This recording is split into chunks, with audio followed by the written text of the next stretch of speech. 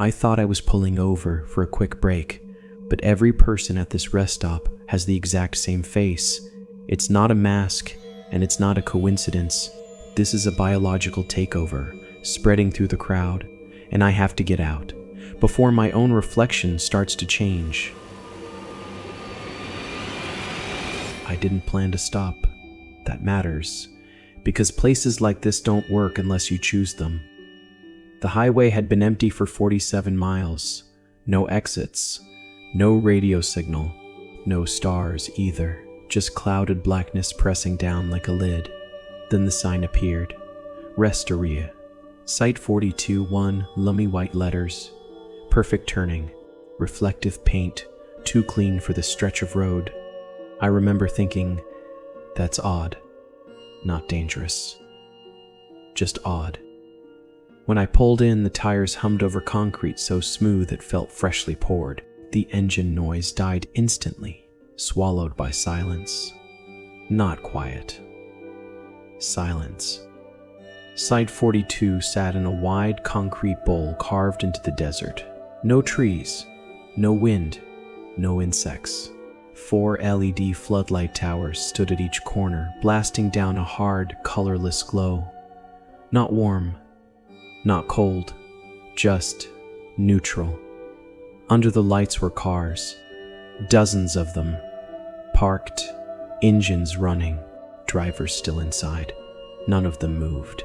I stayed in my seat longer than I should have, hands on the wheel, breath fogging the windshield even though the air wasn't cold. Then I noticed something worse. Every car was idling, every engine running at the exact same RPM, and every driver was sitting perfectly upright, hands placed at identical angles, eyes facing forward, waiting. When I stepped out, my footstep echoed far too loudly. Concrete amplified everything except the people. I walked past the first row of vehicles, sedans, SUV, a semi-truck near the pumps. Inside each one sat a driver, blinking, slowly, at the same interval. 1, 2, 3, blink. 1, 2, 3, blink. 1, 2, 3, blink. Their heads tilted by the same fraction of a degree. Not enough to look at me, just enough to track. I told myself it was coincidence, fatigue, late-night pattern recognition. Then I reached the diner. The glass doors slid open without a sound.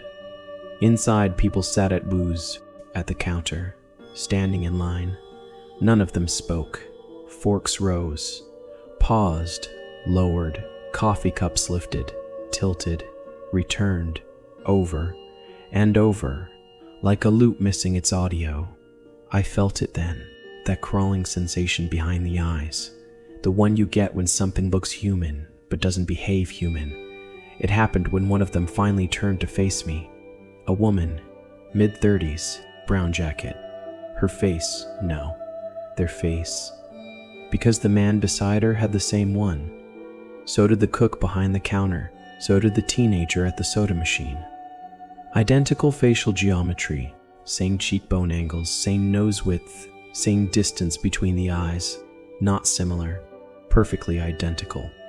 No scars, no asymmetry, no pores.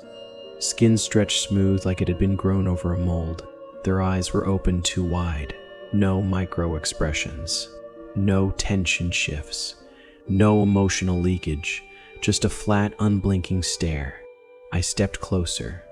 The skin wasn't rubber, wasn't latex. It moved when they breathed, when they swallowed. This wasn't a mask. This was skin that had forgotten how to be unique.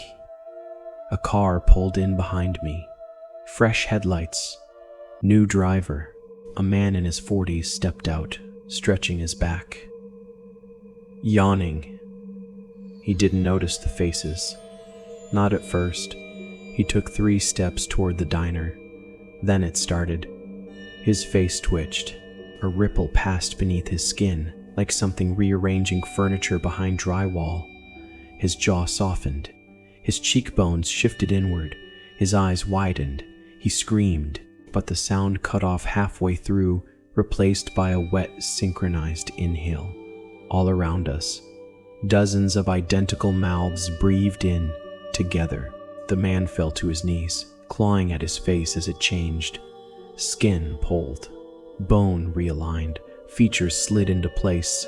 When he looked up again, he had the same face, and he stood, and he joined them. My mind went clinical. It does that when panic gets too big. A pathogen, I thought.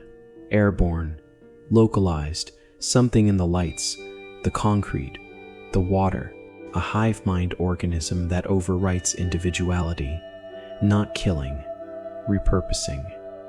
DNA rewritten like corrupted software. They weren't dead, they were optimized. The breathing grew louder, dozens of lungs, one rhythm, in, out, and then they moved, they advanced together, not rushing, not chasing, certain. I ran. Concrete blurred beneath my feet as I slammed into my car, yanking the door open. My hand shook so badly I dropped the keys. The breathing followed me, closer now. I looked in the rearview mirror and froze. My reflection was wrong. My mouth lagged half a second behind my thoughts. My eyes blinked together. With them, the skin along my cheek pulled tighter, flattening. I screamed as I turned the key. The engine roared. The headlights swept across the crowd, all of them smiling, the same smile.